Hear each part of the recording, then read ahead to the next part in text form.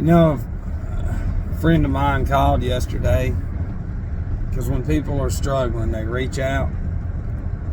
It's what you're supposed to do. And he said it, and he was like, well, I'm just reaching out from one alcoholic to another, you know, because I'm thinking about drinking. He asked me, he was like, how many years this year? And I said, well, if we get there, it'll be 9.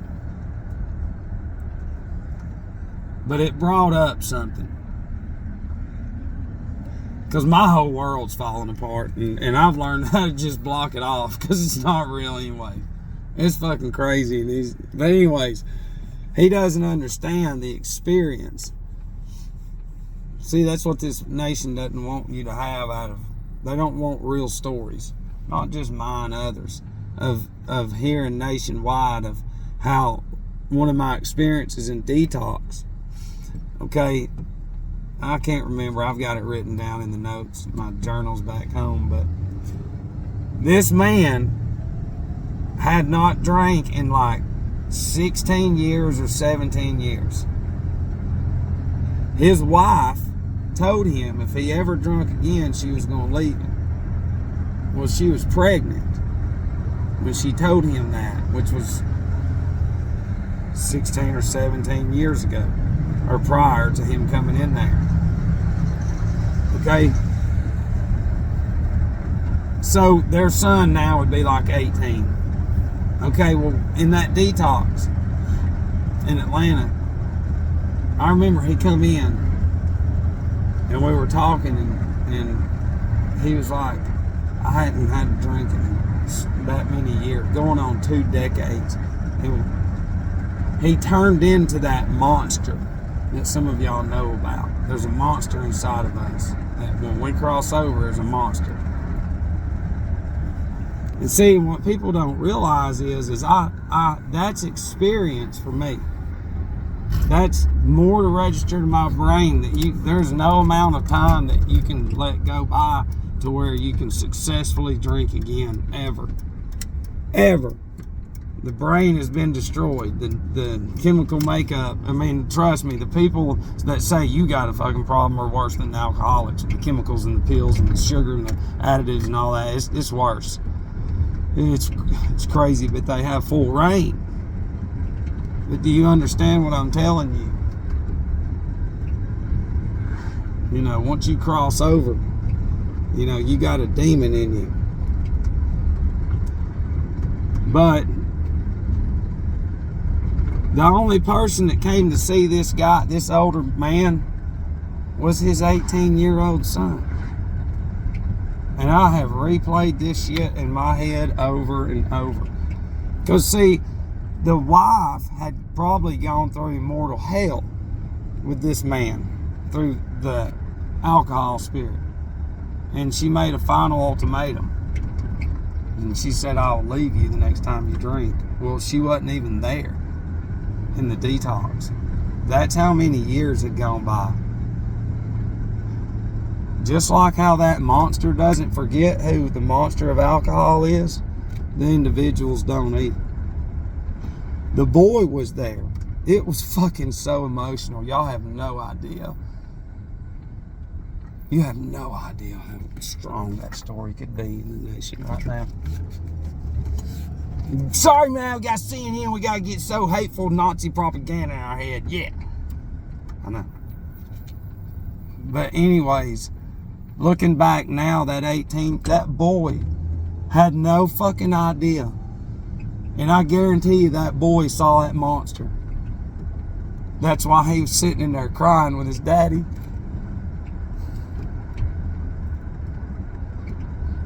And I know that boy's life, there's no telling where he is. And me and that man talked, and I have no idea what came through me. And he said some very powerful things to me.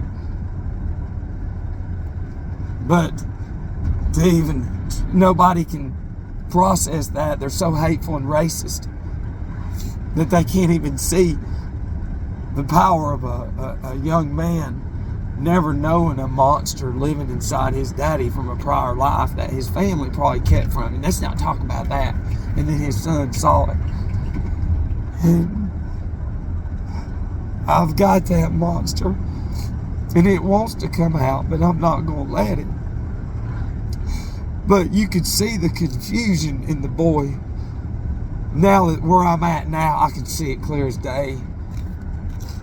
And you don't understand the true psychology of what I'm telling you right now. Of how a young child can see a parent for who they are, but never know who they once were. And if nobody talks about who they once were, when something pops off in a relapse, then the child is terrified and there's the only one to show up. Because it's just like the dog that gets the shit kicked out of it. His dad is the only dad that he knows. And what the fuck ever happened.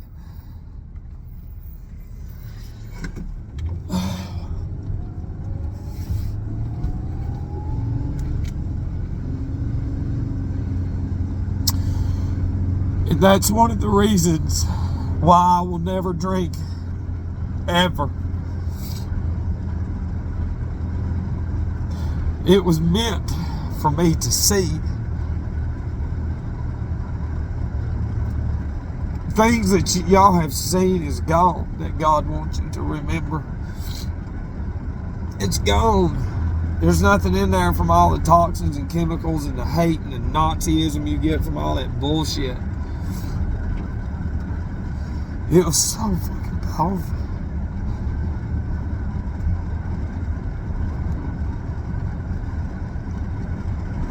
See, I represent the majority, truthfully.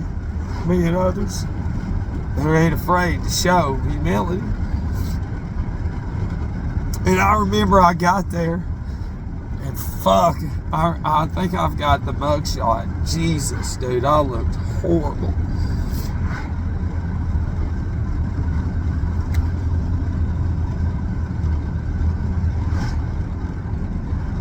And I remember the women in there. I had longer hair. I remember now because it was all nappy as shit.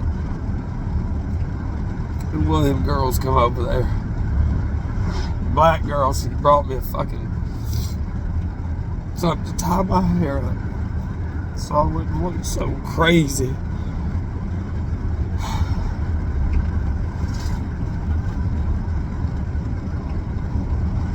And then you'll always hear the counselor if you go to detox. By the time you come to and realize where you're at, the counselor will say, hey, I know you probably don't want to take a shower, but a shower will help you feel better. And there's a room in there with 5 other people who stink like shit. You get your shower, you get your meds, do nothing.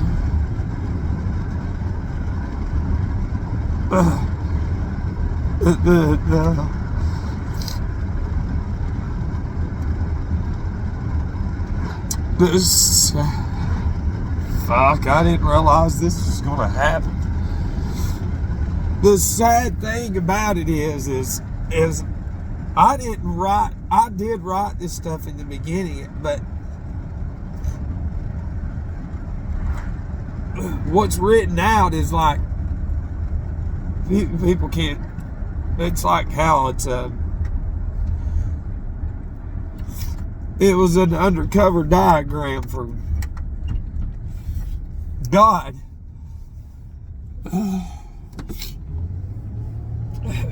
And people get so mad when I say I was put here to be an alcoholic. Oh, no, you wasn't. Oh, yes, I was. Because, see, my story threatens everybody's existence. And see, until they face the truth, which is their false existence, then they'll always live in a false reality.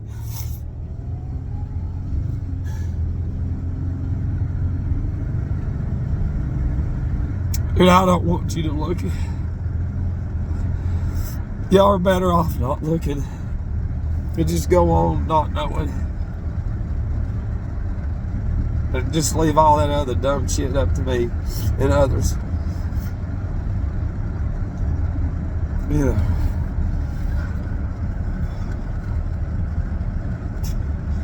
it's just, it's until you've had enough experience, you'll never see anything for what it is. You know, like that man. And then Mike, my brother, black man, who helped me do an inventory of my history, he was pulling out experiences of me. You know, it's like fucking opening up a dictionary or whatever. You know, talking about powerful experiences and pinpoint, you know, like how is that old man's relapse, how is that going to help me?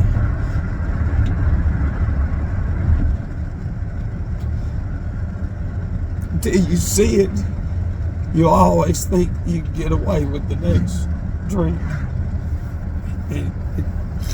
You never will. And it's designed that way too. You never fucking will. Ever.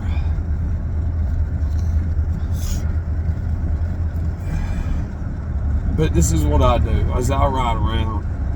I don't think about drinking. That's not why I ride. I ride to think. And man, it's like, I don't know if I want to ride anymore because I hadn't really bled this emotionally in a long. So, the conclusion, the outcome of me doing this proves that I'm living a false life in a sense of me pretending nothing's wrong when there is.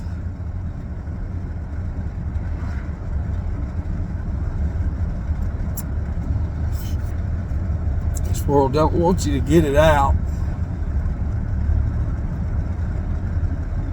It's so sad.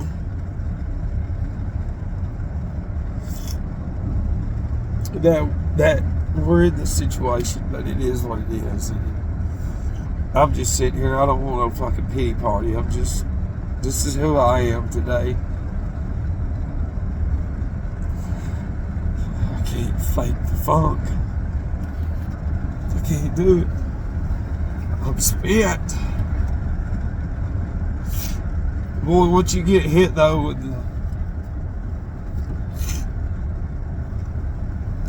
they won't let it go. They won't let it go.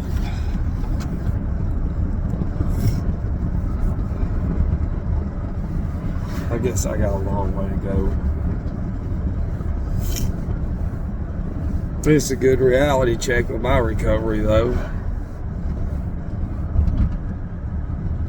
Is everybody flashing their lights? Just a roadblock. I'll be like, you won't cry with me, brother? Huh? Fuck, they don't want you to know that a fucking cop told me go to fucking detox. And I was like, fuck you. He's like, just do it. It might be this time. And they did. It was. And then ran into Mike. It's like, we better hold that story down. I know. We know it'll never get out. I gotta quit getting uptight. But I mean, it's a check. I gotta check my ass now because, well, not really, but I mean, it's like, but this kind of shit is what builds you. Because all that energy, well, I guess, I mean, it's like, I know something was in there, but do you see what somebody else ignited in me just by not wanting to drink from this individual? Because he said some other things. But he did. And I was just like, man, I hope the best. But till you want it. I love you.